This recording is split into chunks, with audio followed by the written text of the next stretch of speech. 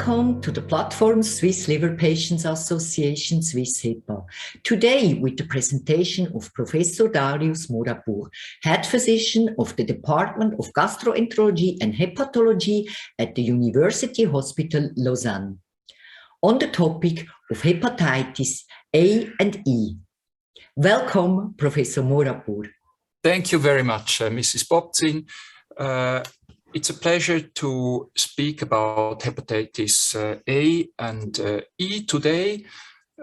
Before I start, I would like to refer to some additional information that can be found. Let me just see. Okay, now it works. For those of you who are interested, more information, easily understandable, can be found at the website of Swiss Hepatitis, which is indicated in this slide, as well as on the websites of the Swiss Federal Office of Public Health and of the WHO. Now, as a reminder, these are the 5 viruses, schematically illustrated, that primarily infect the liver and cause hepatitis. Today, we are going to speak about the hepatitis A virus, HAV, and the hepatitis E virus, HEV. As you can see, they look different when compared to the hepatitis B, C, and Delta viruses, in that they do not have an envelope, but they only have a capsid. This capsid is highly resistant and allows these viruses to infect us through the gastrointestinal tract. And so we speak about an enteral transmission for these 2 viruses, as opposed to parenteral, that is blood-based transmission for the other 3 viruses. Now, if we start with hepatitis A, this is caused by HAV, which belongs to a family of viruses called the Picornaviridae. Other human pathogenic viruses are found in this family, including some that can cause diarrheal disease and others. The virus was discovered in 1973 by Stephen Finestone and colleagues. Shown here in this illustration is a cryo-electron microscopical image of the naked viral particle as it can be found in stool. This is a very small virus, and as we saw, it has a capsid which encloses the viral positive strand RNA genome. This virus, therefore, is transmitted enterally. We also speak about fecal-oral transmission, that is through excretions and then contaminated food or water, and thereby by the enteral route. Other transmission routes are close personal contact, people living in the same household, especially if they share a common toilet and if hygienic measures are not respected during the phase of an acute hepatitis A of a family member. Sexual transmission is also possible, and then transmission in child daycare centers, for example. Parental transmission is in principle possible during the viremic phase, but it is very rare. The key clinical features, there is an incubation period between the moment of infection and the appearance of symptoms, if they appear, which lasts anywhere between 2 and 8 weeks, in the mean 4 weeks. There is a prodromal phase, as with other acute viral hepatitis, with unspecific symptoms, and then possibly a symptomatic phase, again with non-specific symptoms such as fatigue, malaise, maybe some nausea, right upper quadrant pain, and also, and this is then a more specific symptom, the appearance of jaundice. It's important to note that the severity of acute hepatitis A is very much age dependent. Small infants or children usually have an asymptomatic or very mild course, whereas adults can develop severe hepatitis A. There are some particular patterns, such as a bimodal pattern, where a second inflammatory episode can follow the first one. We also speak of relapsing hepatitis A in this context, or a cholestatic course where jaundice can be prolonged for several weeks or even months, but chronicity never follows with this virus. However, as we said, especially in adults and especially in persons with underlying chronic liver disease, this infection can be very severe and even lead to acute liver failure. This is the schematic of an infection with infection occurring at time point 0, and then the virus circulating very rapidly in the blood. It can be detected by PCR, and it is eliminated in stool. And it is during this period that an infected person is infectious for others and can transmit the virus. Hepatitis ensues with a delay of, as we said, between 2 and 8 weeks, with the peak, as you can see here, around 4 weeks. And this can be accompanied by the symptoms that we have mentioned. With the immune reaction, antibodies are produced, first of IgM class and then of IgG class. Anti-HAV IgM are very useful to make a diagnosis of acute hepatitis A, and anti-HAV IgG will protect us against a second infection. So this is an infection that one makes only once if the person is not vaccinated. Vaccination also induces anti-HAV IgG, which will be protective against infection. Now, the seroprevalence, that is the prevalence of persons who have had hepatitis A, has decreased very much in Europe, with improved sanitary hygiene and also alimentary hygiene. As you can see here, already in the 70s and 80s, the prevalence was low in most areas in Europe, and more recently, this seroprevalence is even very low, which means that the susceptibility of non-vaccinated persons to this infection is high. And this is really the problem that we have with hepatitis A today, is that we have an adult population that is no longer immune against this virus. And if someone is infected at the adult age, she or he can develop severe acute hepatitis. And this is nicely and impressively illustrated, for example, in this work, which was published a number of years ago, where investigators looked into an epidemic that took place in Philadelphia in 2003.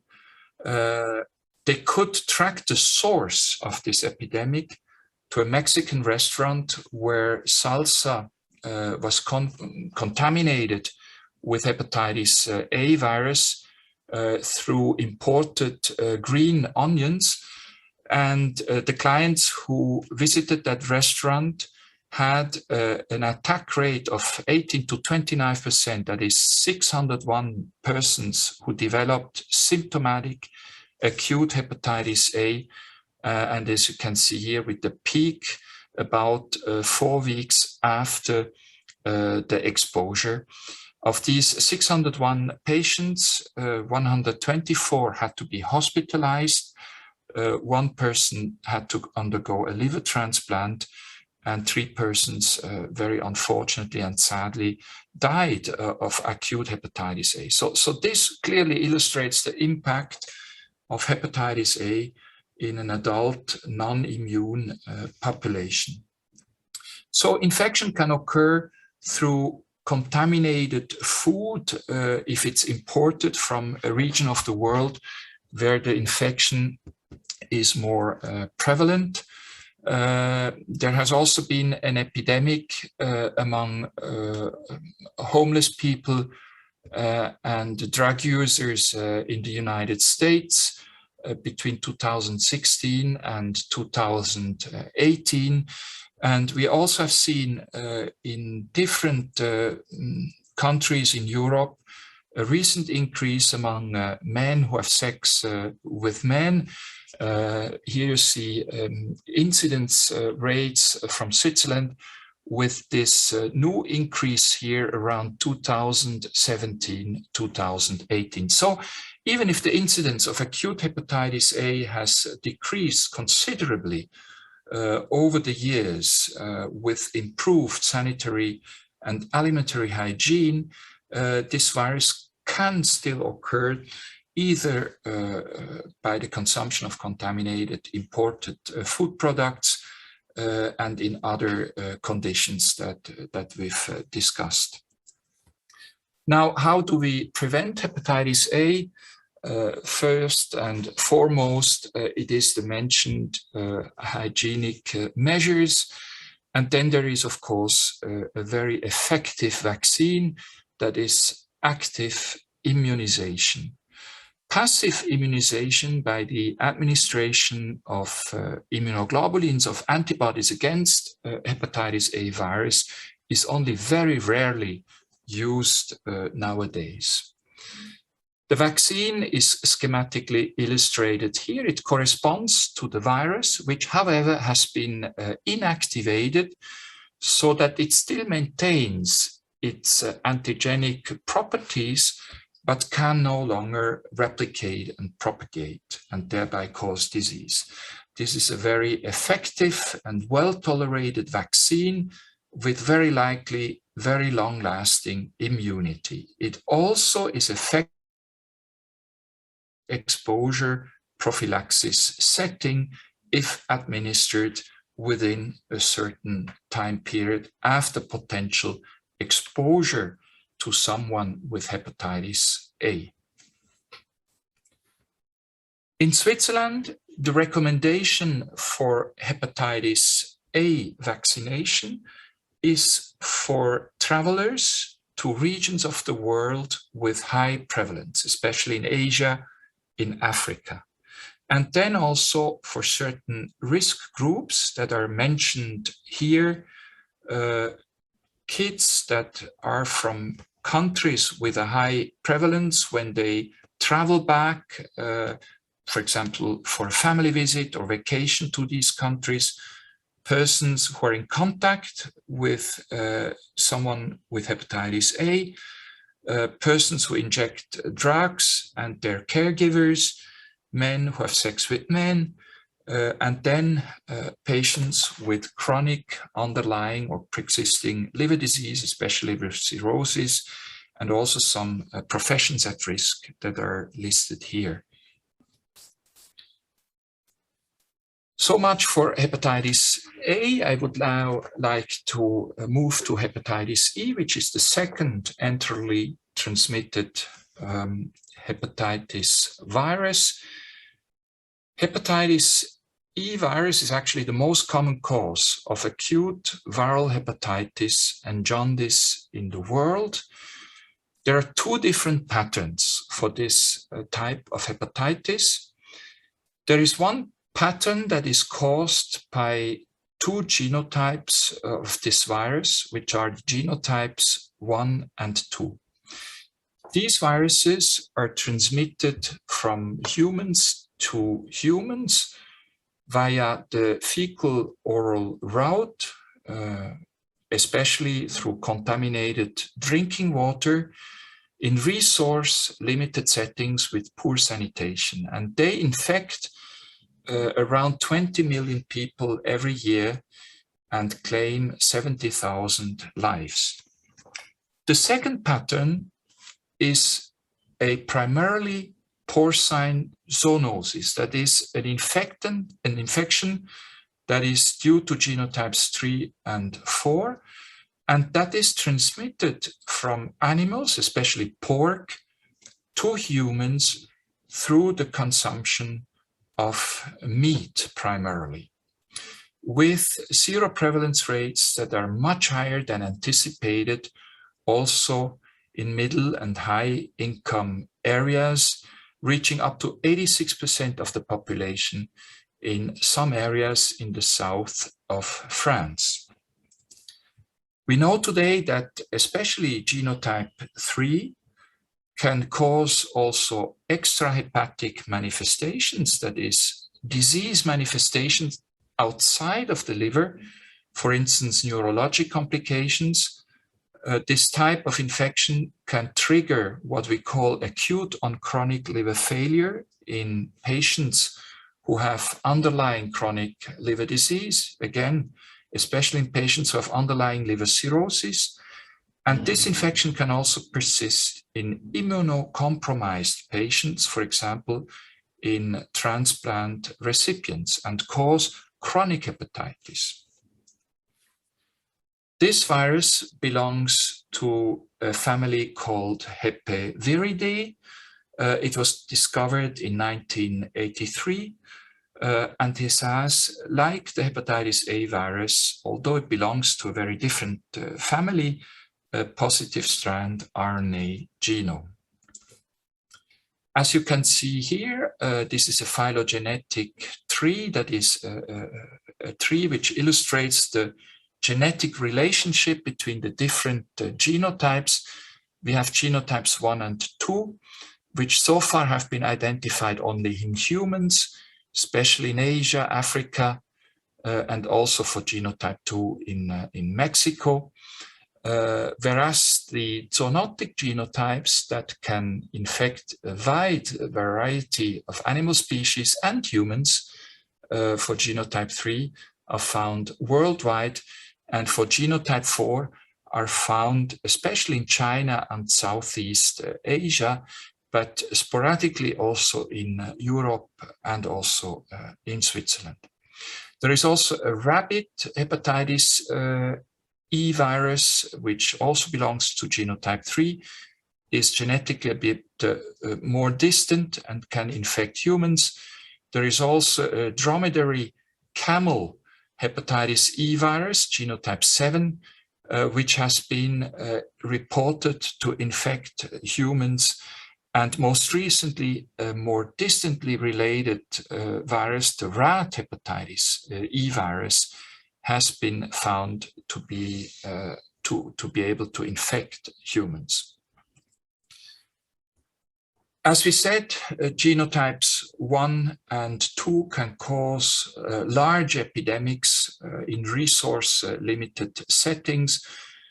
One such epidemic took place in the Lake Chad region in the context of the humanitarian crisis in the Diffa region, as you can see here. This, of course, is a major global health challenge. However, today, I would like to elaborate a little bit more about on the situation in Europe, where, as you can see here, the number of reported cases has significantly increased over the last years. This is certainly partly due to increased awareness and reporting, but also possibly due, at least in some places, to an increased incidence of hepatitis E.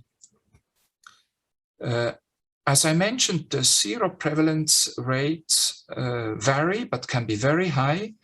This is a study performed in France, and as you can see here, in some areas, especially here in the Toulouse area, the overall seroprevalence is over 80%, with an IgM antibody prevalence of 4.6%, indicating very high incidence of new cases. And this seroprevalence is associated with increasing age on the one hand, but then also clearly with the consumption of pork meat and game meat on the other side. In Switzerland, the mean seroprevalence rate is 20.44%, which means that 1 person in 5 in Switzerland had contact with this virus.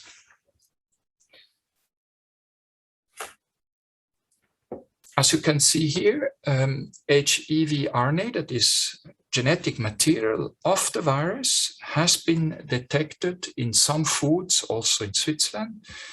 One high-risk food was a specialty that is consumed a lot in the Ticino, in the Italian-speaking part of Switzerland, the mortadella di fegato, but HEV RNA has also been detected in other ready-to-eat pork liver and raw meat sausages that can be bought in Swiss retail stores.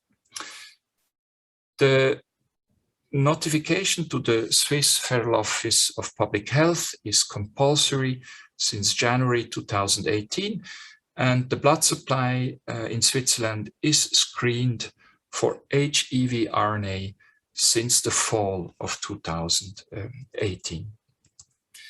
Interestingly, with some modifications in the preparation of the risk food that I have mentioned, the mortadella di fegato, where the pork meat either has to be cooked or another type of meat has to be used.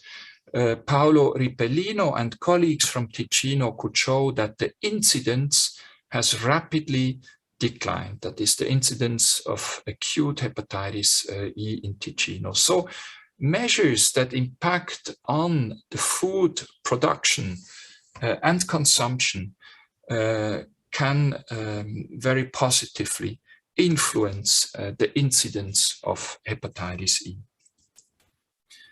So we mentioned the consumption of food as the main transmission route for hepatitis E virus. Direct transmission from humans to humans is rare. However, transmission through the blood supply has been reported, which was the reason for the introduction of blood product screening in Switzerland and in most European countries.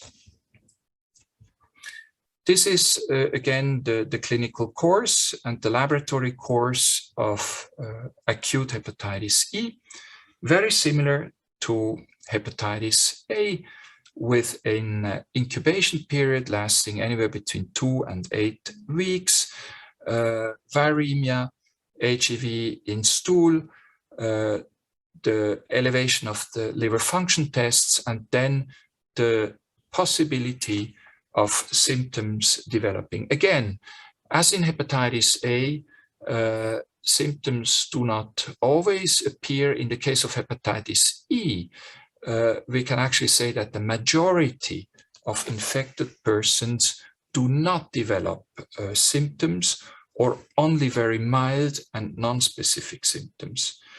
Risk persons here are men above 50. So again, there is an age dependence in the development of symptoms, and especially, again, as we mentioned, persons who have underlying chronic liver disease. In hepatitis E, the antibody tests are useful, but they are a little bit less reliable than in the case of hepatitis A, with some limitations in sensitivity and especially in specificity. So it is recommended to combine anti-HEV IgM testing with PCR to document acute hepatitis E. The spectrum of liver disease is very broad. So as we mentioned, most persons do not develop any symptoms, but on the other extreme, some rare cases of acute liver failure have been described also with genotype 3 infection. Acute liver failure, however, can occur with genotype 1, which circulates, again, as we said, especially in Asia and parts of Africa, in pregnant women. The extrahepatic manifestations we have mentioned, especially neurologic manifestations, but also kidney involvement is quite typical for hepatitis E. And there is also, as we said, the possibility that this infection persists with the development of chronic hepatitis and even cirrhosis in immunocompromised patients. This is the recommended testing, the situations in which testing is recommended. Again, the diagnosis can be made by antibody testing and PCR. In immunocompromised patients, these often do not develop antibodies against the virus. And so in these patients, it is recommended to directly test for HEV RNA, especially if the question is chronic hepatitis E. So we already come to the end. We talked about hepatitis A and E, and there are certain commonalities between the two, but there are also differences, which we have recently put together in this poster. Maybe the most important commonalities: both viruses are transmitted enterically. Fecal oral transmission is the rule for hepatitis A virus and for HEV genotypes 1 and 2. Both cause a usually self-limited acute hepatitis. Both have an age-dependent severity of liver disease. Both can cause extrahepatic manifestations. There is a vaccine for hepatitis A virus that is available worldwide. The vaccine for hepatitis E virus is at this point available only in China. In terms of differences, these two viruses belong to very different families. We have something that sets apart HEV in that the genotypes 3 and 4 represent primarily porcine zoonosis. HEV has a high mortality in pregnancy in the case of genotype 1 infection especially, but likely also 2. Chronic hepatitis E can occur in immunosuppressed patients. And then in terms of epidemiology, hepatitis E is increasingly recognized in middle and high income areas, whereas in these areas, the incidence of hepatitis A has declined considerably. With this, I would like to close and thank you very much for your attention. Thank you very much for the instructive and exciting presentation, Professor Moradpour, and your great personal commitment. Thank you very much.